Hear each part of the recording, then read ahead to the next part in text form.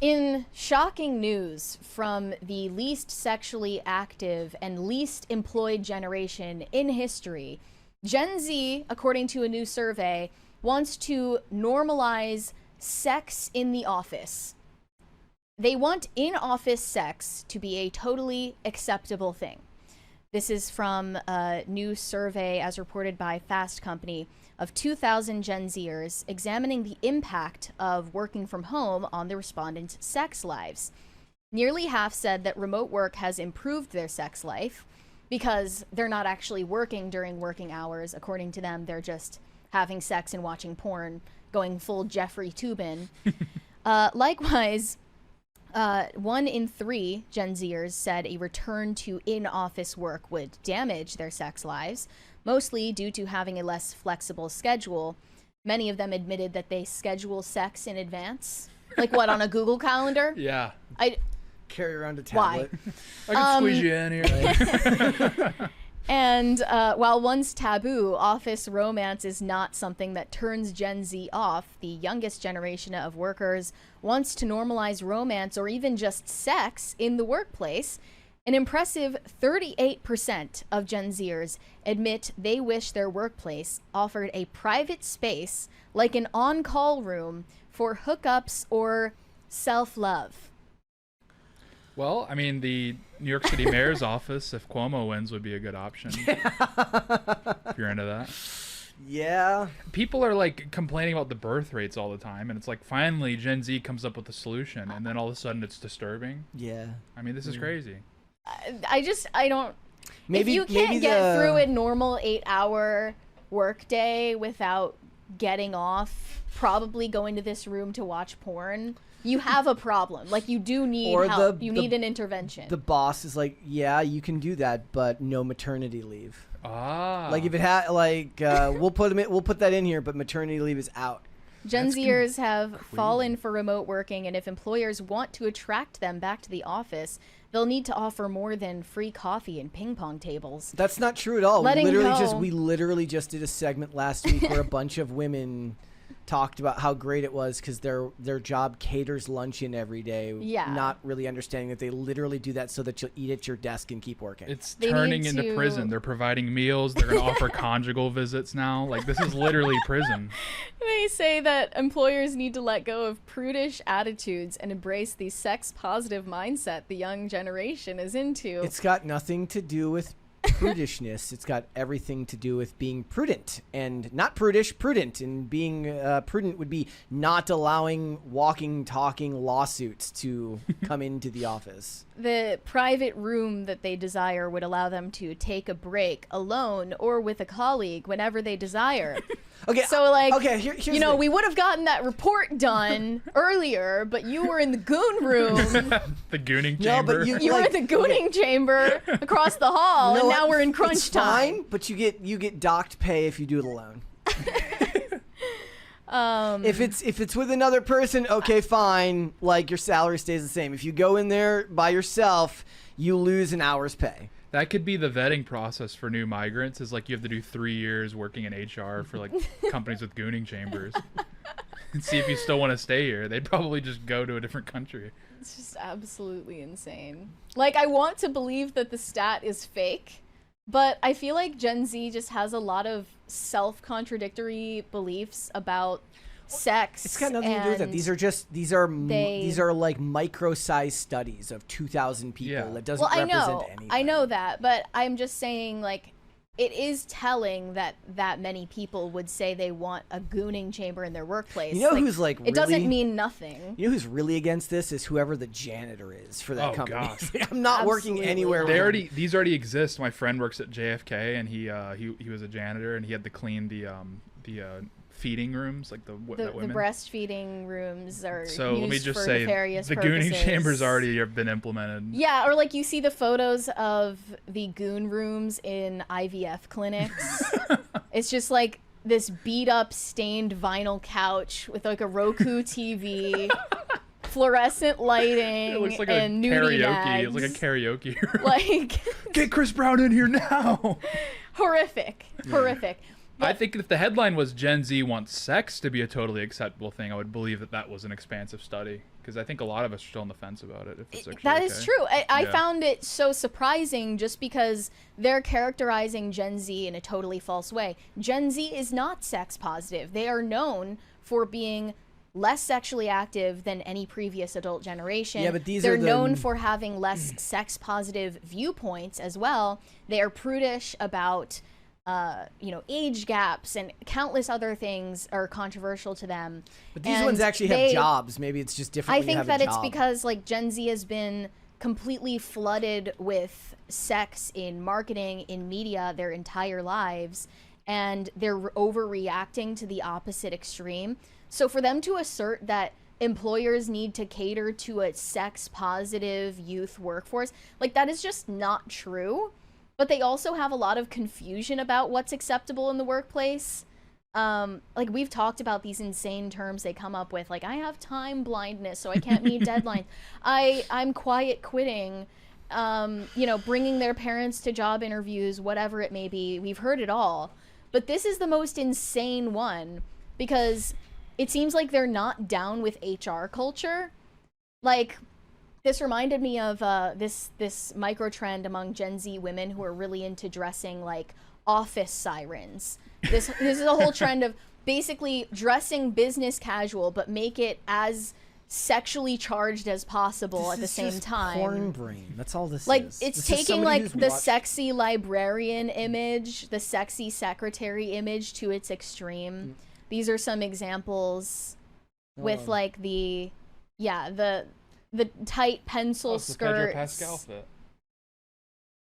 Yeah, that's Pedro right Yeah. there. the little librarian glasses, the stilettos. There's a lot going on. Yeah. And Gen Z women who probably have never had an office job in their lives think that it's normal and acceptable to dress this way in the workplace. Actually, it's really funny. you will find out the hard way. Yeah, like they show up and the boss is like, You okay? Office sirens, a social statement or an HR nightmare? Both. I think this study they got a sample from Italian Con. Oh, that's a great idea. We should be banging whoever we want. What do you mean? Yeah. Set up the gooning chamber. That's brilliant. Yeah, like at a certain point we've normalized enough and it's time to just stop normalizing. Let's stop normalizing and start stigmatizing. Yeah. Well, I like the Like- X-Files one. Start paranormalizing. But like yeah. It's they've been doing this on the later seasons of Blue Bloods where like now suddenly everybody's okay with like weed being legal with cops, and I'm like, can we not just accept like I don't even care about legalization amongst the public, but can we not like draw a line where the dudes who enforce the laws don't do drugs? Yeah. Like, is that such a hard sell to people? But that's Hollywood pushing it on you through what they're telling you should be acceptable by changing the viewpoints that all the characters had just 5 seasons earlier. And that's just indicative of what this is in the real world, because those are real world writers that write it to be normal in TV shows, because then it influences the culture. So that's affecting the minds of boomers who watch shows like Right.